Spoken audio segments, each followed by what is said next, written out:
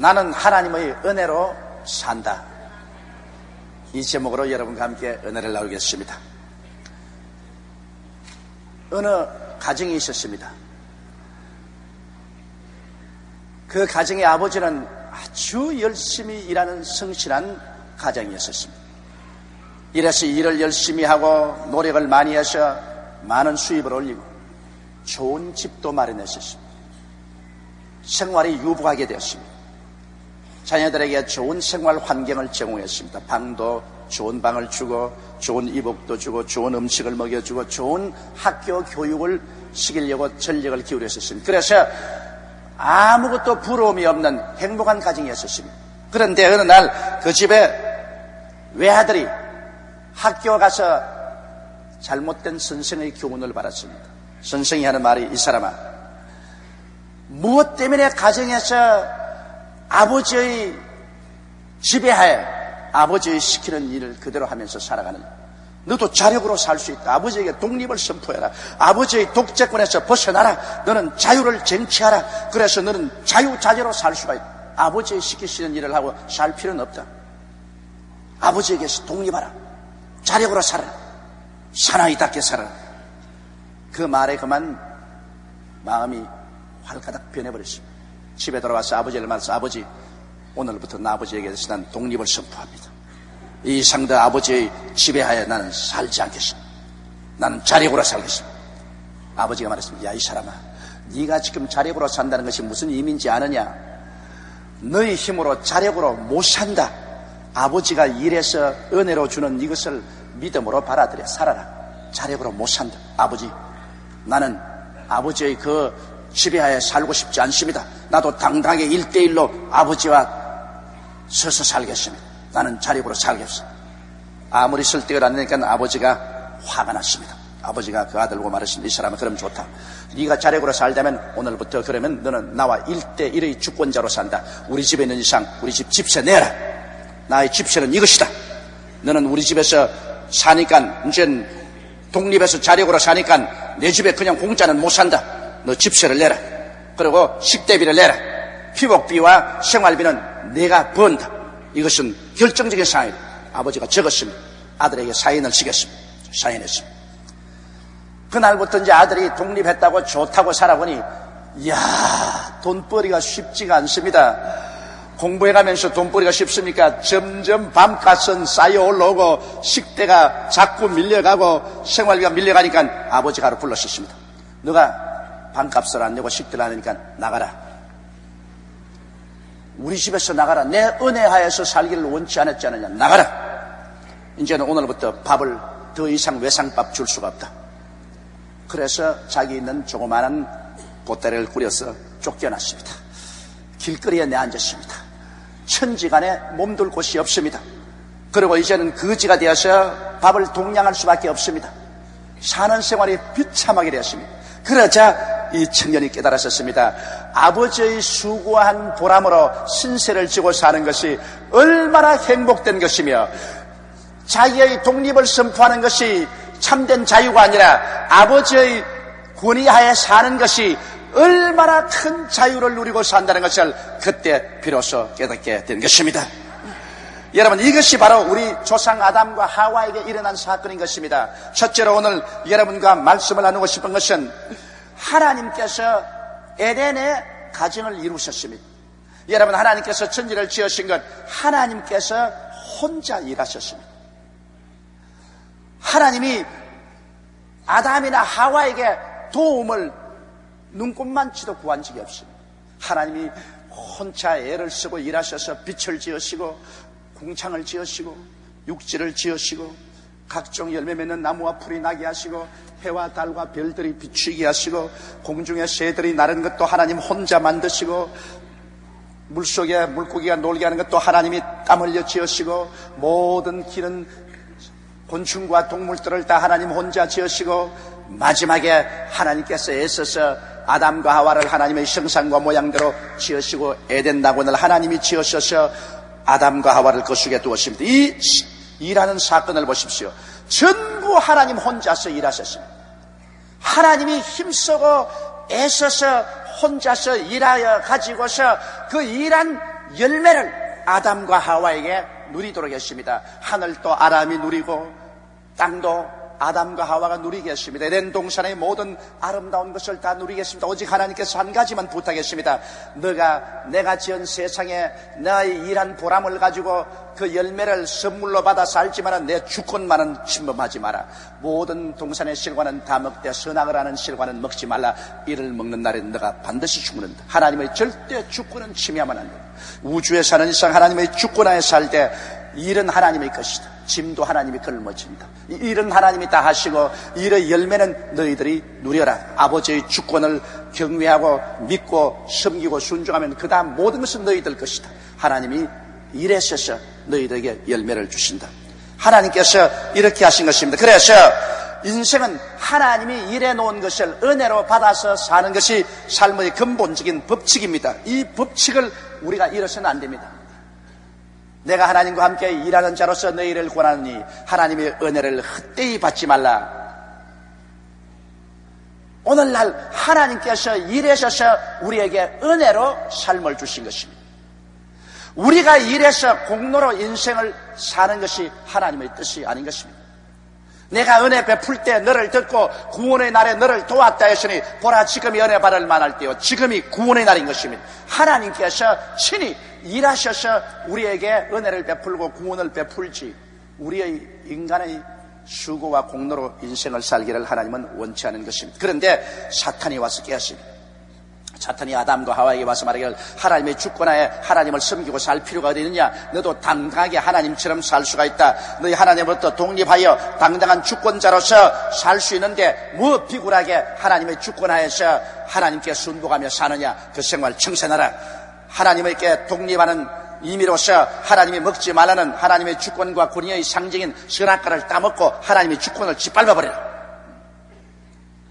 하나님의 신세를 지지 말고 자력으로 살아라. 뭘 하나님의 신세를 지고 산단 말이에요. 아담과 하와가 거기에 귀가 기울여졌습니다. 그래서 그는 하나님께 와서 하나님의 주권의 상징인 선악과를 따먹고 하나님의 주권을 짓밟아버리고 우리는 하나님의 신세 지고 살자. 자력으로 살겠다. 자력으로. 그래서 하나님께서 자력으로 살겠으면 좋다. 그러면 하늘도 내 것이고 땅도 내 것이고 천지와 만물은 내가 다 지어. 내가 지은 세상 안에 살 때 네가 독립해서 자력으로 살기 때문에 이제는 공짜 인생은 없다. 전에는 내 은혜로 살기 때문에 공짜 인생을 살았지만 공짜 인생은 없다. 이제는 대가를 지불하라. 내 대가는 이것이다. 하나님이 십계명을 내놓은 것이다. 하나님의 십계명은 이제 하나님 세계 속에 사는 인간들이 모두 다 자력으로 그것을 지켜야 하나님의 지으신 만물을 누리고 살 수 있는 자격을 구비되는 것입니다. 내 앞에 다른 신을 두지 마라. 우상에 절하지 마라. 하나님의 이름을 막는 데에 부르지 말라. 한 시기를 거룩히 지켜라. 내 부모를 공경하라. 살인하지 마라. 간음하지 마라. 도둑질하지 마라. 내 이웃을 거짓 증거하지 마라. 내 이웃을 탐하지 마라. 근본적인 계명인 것입니다. 여기에다가 하나님의 수많은 계명을 더 보태 주었습니다. 이를 지킬 때 너는 자력으로 살고 나의 세계 속에서 산다. 아담과 하와 이후의 모든 인류들이 하나님의 조건을 지켜보려고 죽을 애를 쓰고 자력으로 살려 했지만은 한 사람도 하나님의 법을 온전히 지키지 못했습니다. 모든 사람이 죄를 범하였으니 하나님의 영광에 이르지 못합니다. 그러므로 오늘날 인류는 바로 하나님이 요구하시는 대가인 계명을 어기고 죄의 빚더미 아래서 온갖 심판과 저주와 멸망을 자초하고 있습니다. 죄의 빚더미가 되니 하나님 앞에서 빚을 못 갚음으로 쫓겨나고 그리고 헐벗게 되고 병들게 되고 결국에는 지옥까지 쫓겨나게 된 것입니다. 오늘 인류들은 자력으로 살려고 하다가 하나님 지은 세계 가운데서 하나님의 법을 지키지 못함으로 빚더미가 되어서 처참한 심판과 저주와에 몸부림치면서 지금 살아가고 있는 것입니다. 여러분, 그러므로 이 세상에 인류가 태어나서 오늘날 이와 같은 비참한 저주 속에 사는 것 하나님의 뜻이 아닙니다. 죄악의 포로가 되고 원수가 되고 질병이 걸려서 고통을 당하고 먹고 살기에 힘이 들어 무엇을 먹을까 무엇을 입을까 무엇을 마실까 문제 몸부림을 치고 저주의 가시와 은극히 해서 피투성이가 되고 결국에는 죽음의 고통을 겪고 영원히 버림받는 이것은 하나님의 뜻이 아닌 것입니다. 하나님이 원래 이런 세계를 지은 것이 아닙니다. 이것은 인간이 하나님께로부터 독립을 선포하고 자력으로 살겠다고 나왔기 때문에 이런 일이 생기는 것입니다. 자기 자력으로 살려고 했지만은 이러한 문제를 해결할 힘이 없습니다. 옛날엔 하나님이 다 해결해 주었었는데, 하나님이 일하셔서 하나님이 다 해결해 주셔서 하나님의 언덕으로 살았는데, 하나님의 주권만 인정하고 믿고 순종하면 그대로 절로 살았는데, 그 나라와 그 일을 먼저 구하면 이 모든 것은 그대로 더하여져서 살았는데, 이제는 자기 스스로 하나님 없이 자력으로 살겠다고 하니까 자기 힘으로 죄의 문제도 해결이 안 되니 죄에 짓밟히게 되고, 미움의 문제 해결 안 되니 미워하고 시기하고 분노하고 질투하고 찢고 싸우고, 질병의 문제 아무리 해도 해결 안 돼서 정신적 육체적 생활에 병들고, 생활의 문제는 아무리 해도 해결이 안 됩니다. 끝없이 인류 역사상 지금까지 투쟁을 했지만은 완전한 생활의 문제가 해결되지 아니하고, 그리고 죽음의 문제, 이것은 어림도 없습니다. 사람이 살면 70이요 강건하면 80이라도 그는 수고와 고통 가운데 살다가 순식간에 사라져버리고 마는 것입니다. 자력으로 무엇을 해결할 수 있다는 말인 것입니까? 자력으로 해결이 안 됩니다. 그러므로 이렇게 사는 것은 하나님의 원래 계획도 아니요 인간의 삶의 원리도 아닌 것입니다. 인간의 삶의 원리는 하나님이 일하시고 그 일하신 결과로 우리는 쉼을 가지고 인생을 사는 것이 하나님의 뜻인 것입니다. 일은 하나님이 하시고 그 공로는 우리가 받고, 쉼은 하나님이 짊어지시고 그 은혜는 우리가 입고 사는 부모와 자식의 관계로서 하나님은 살기를 원하시는 것입니다. 어느 부모가 자식에게 일식해서 그 대가로 밥 먹이고 옷 입히고 잠 재우고 삽니까? 부모가 자식을 집에 데리고 살 때는 부모가 피땀을 흘려 일하시고 난 다음 그 공로로 자식들에게는 공짜로 먹고 살고 값없이 피복 사서 입히고, 그리고 좋은 음식 먹이고 좋은 교육 시키는 것 모두 다 공짜입니다. 그저 부모에 순종하고 믿고 나가면 하나님께서 우리 인생을 불쌍히 여기듯이 부모도 자식에게 삶을 선물로 주시는 것입니다. 여러분, 오늘날 인생은 노동을 해서 사는 것이 아니라 하나님께로부터 선물로 받아서 살아야만 되는 것입니다. 피땀을 흘려 사는 것이 아니라 우리는 하나님의 은혜로 사는 것입니다. 은혜란 무엇입니까? 은혜란 것은 하나님이 일하시고 그 일한 열매를 우리에게 값없이 주셔서 받아서 사는 것이 은혜인 것입니다. 자, 그래서 인생은 이제는 하나님이 근본적인 삶의 원리를 완전히 떠나서 처참하게 자력으로 살다가 지켰는데 어떻게 할까요? 다시 어떻게 우리 인생을 복구할까요? 구약시대는 하나님의 은혜의 시대입니다. 여러분, 구약시대가 율법의 시대라고 생각하지 마십시오. 구약시대는 하나님이 은혜로 출발했었습니다. 모든 것을 하나님이 지어서 은혜로 선물로 주는 은혜로 시작했는데, 그 은혜를 배반하고 나와서 인간은 스스로 율법주의 속에 들어가게 된 것입니다. 은혜를 버리고 자력으로 살려니까 하나님이 법을 정했습니다. 그 법에 하여서 빚을 짊어지고 인간은 죄인이 되고 처참하게 된 것입니다. 그러므로 구약시대는 은혜로 시작해서 율법으로 마쳤습니다만, 이제 신약에 들어오자마자 둘째로 우리 하나님께서는 인생을 긍휼히 보시는 긍휼의 시대가 온 것입니다. 네가 자력으로 살려고 해보니 이제는 기가 막히지. 아까 제가 말한 것처럼 가정을 떠나서 아버지에게 쫓겨나선 이 자식이 바깥에 앉아보니 이제는 기가 막힙니다. 이제는 반값도 못 갚고 식대도 못 내고 비투성이가 되어서 길거리에 쫓겨나 앉아서 떨고 헐벗고 굶주리고 앉았습니다. 아버지가 그것을 보고 불쌍히 여기는 것처럼 하나님께서 이제 신약시대에 와서는 인류를 불쌍히 보신 것입니다. 그래서 우리 하나님께서는 인간이 하나님의 은혜를 떠나 자력으로 살려고 하다가 율법의 심판과 저주를 받아 비참하게 된 것을 하나님은 깨닫기를 원하셨습니다. 이만하면 너 깨달았지 않겠느냐. 그래서 하나님께서는 인간을 이대로 저버려 두지 아니하시고 구원하시기 위해서 지금으로부터 2000년 전에 그 아들 예수님을 보내주신 것입니다. 하나님께서는 하나님의 아들 예수님을 동정녀 마리아를 통해서 죄 없이 태어나게 하시고 이 땅에 33년 동안 살게 하셨습니다. 예수님은 이 땅에 사시면서 하나님의 능력이 인간의 문제를 해결한다는 것을 보여주었습니다. 인간들은 너무 하나님을 오래 떠나 살았기 때문에 하나님에 대한 지식조차 상실하고 말았는데, 그때 하나님은 예수를 통해서 하나님의 능력이 인간의 문제를 해결한다는 것을 보여주셨습니다. 죄의 문제를 해결했었습니다. 질병의 문제를 해결했었습니다. 마귀의 문제를 해결했었습니다. 배고픔의 문제를 해결했었습니다. 환경의 파도의 문제를 해결했었습니다. 죽음의 문제를 해결했었습니다.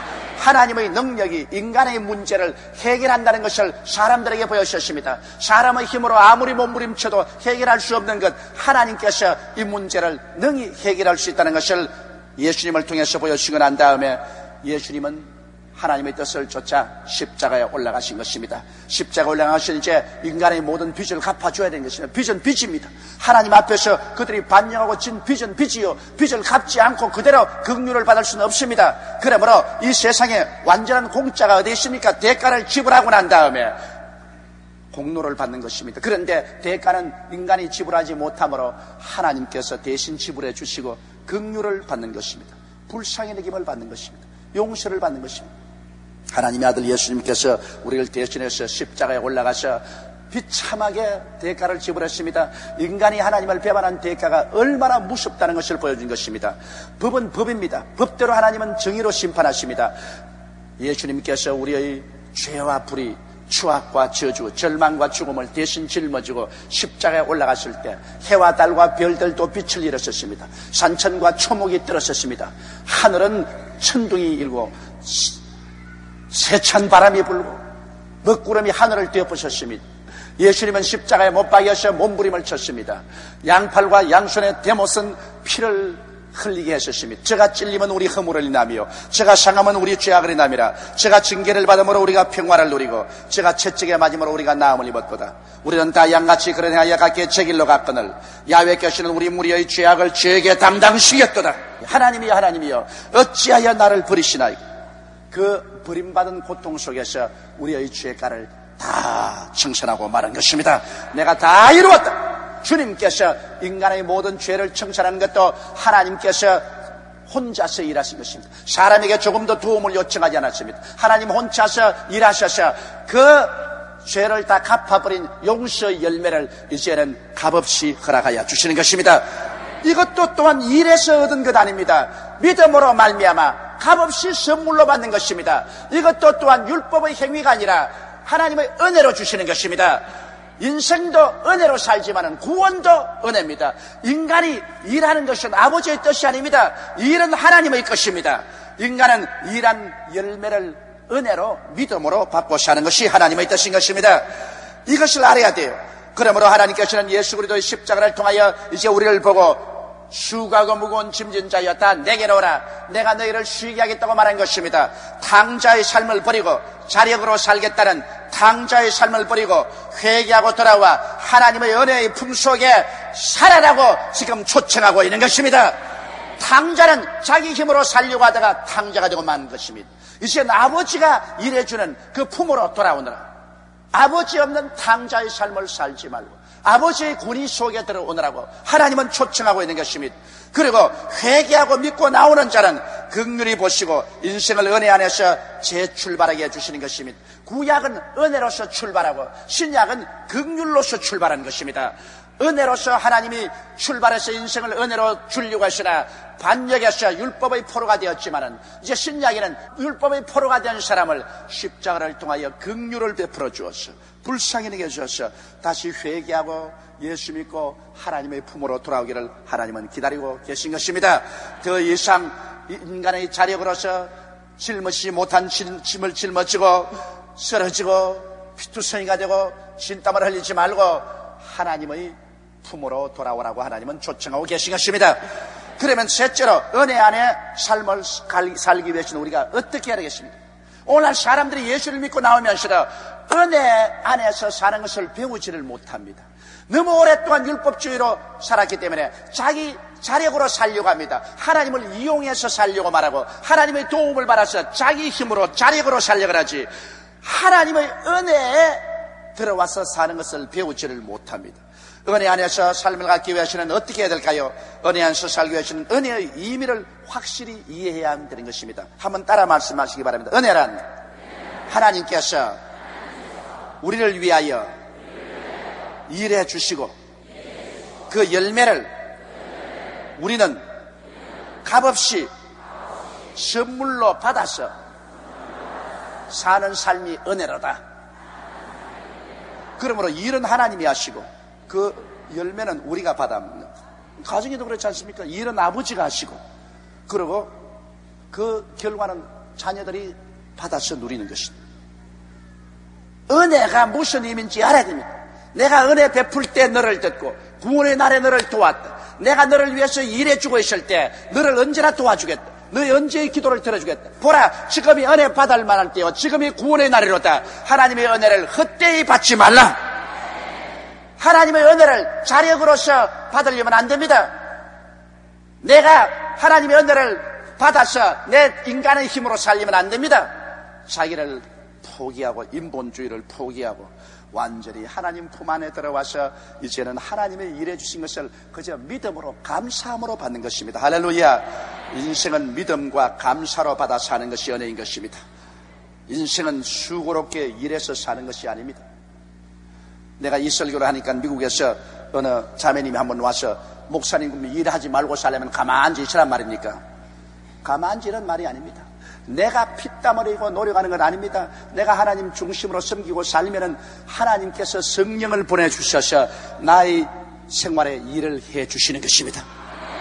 내가 일은 하죠.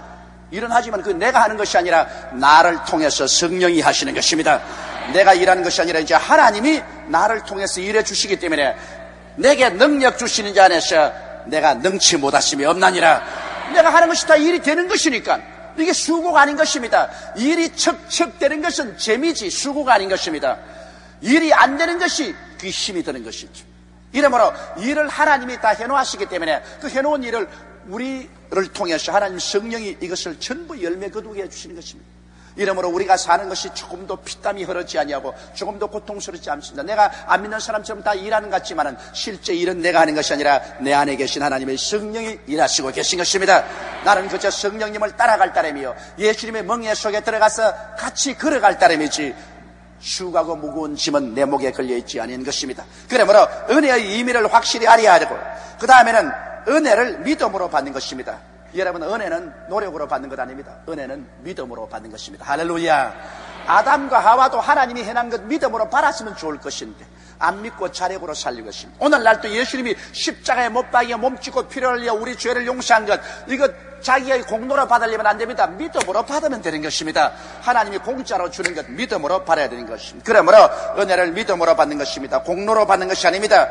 모든 일과 짐은 하나님께 맡기고 하나님께서 일해 주심을 믿어야만 하는 것입니다. 여러분의 일을 하나님께 맡겨버리십시오. 여러분의 짐을 하나님께 맡겨버리십시오. 내 짐을 야훼께 맡겨버리라. 그리하면 제가 너를 돌보시리라. 일은 하나님의 것이고 안식은 우리의 것입니다. 여러분의 생활에 끊임없는 일을 주님께 기도로서 맡겨버리세요. 끊임없는 염려와 근심과 무거운 짐을 주께 내어 맡겨버리십시오. 그리고 늘 말하십시오. 나는 은혜로 산다. 그것은 다시 말하면 나는 하나님이 나를 위해서 일해 주심으로 나는 하나님의 도움으로 산다. 하나님께 신세지고 산다. 내 힘으로 살지 않고 하나님께 신세지고 산다. 그 다음 우리는 항상 기도하고 감사해야 됩니다. 하나님의 주권을 경외하고 하나님의 은혜를 늘 감사해야 됩니다. 하나님께 신세지고 사는 사람이 왜 감사하나요? 금방지게 신세지고 살면서 목 내밀고서 흔들어지기는 그것보다 더 금방진 건 없습니다. 신세를 주고 살면 고맙다고 해야지. 그렇지 않아요? 아이고 하나님 감사합니다. 그저 매일매일 신세지고 삽니다. 그저 감사합니다. 저는 이 설교를 하면 늘 기억나는 게 있습니다. 불광동에서 개척할 때 장로교 장로님 한 사람 아침에 한 2시간 기도하는데 1년 365일 매일같이 하는 기도라는 것은 그저 감사합니다. 그저 감사합니다. 그저 감사합니다. 그저 감사합니다.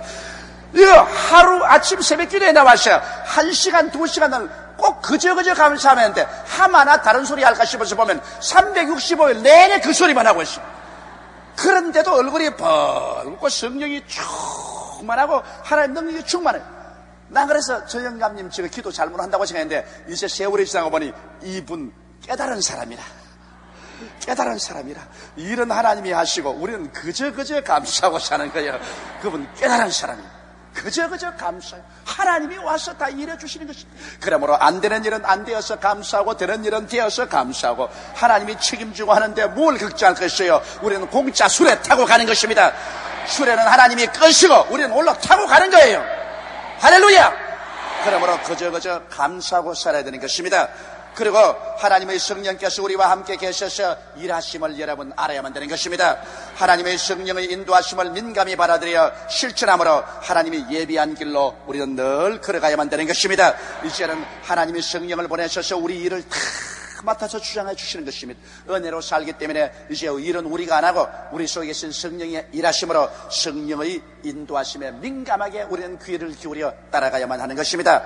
하나님의 은혜 속에 삶을 살아갈 때 참된 마음의 안식과 평안과 기쁨과 희망이 넘치고 하나님의 사랑이 얼마나 위대한가를 뼛속까지 체험하게 되고 하나님의 은혜로 살 때 비로소 우리는 자유를 누리고 삽니다. 죄에서 자유를, 미움에서 자유를, 병에서 자유를, 생활의 고통에서 자유를, 죽음의 공포에서 자유를 누리고 살게 되는 것입니다. 하나님은 여러분 사랑하시고 여러분에게 은혜를 베푸십니다. 한번 따라 말씀하세요. 나는 하나님의 은혜로 산다. 옆에는 두 사람 이상에게 우리는 하나님의 은혜로 삽니다 말씀했어요.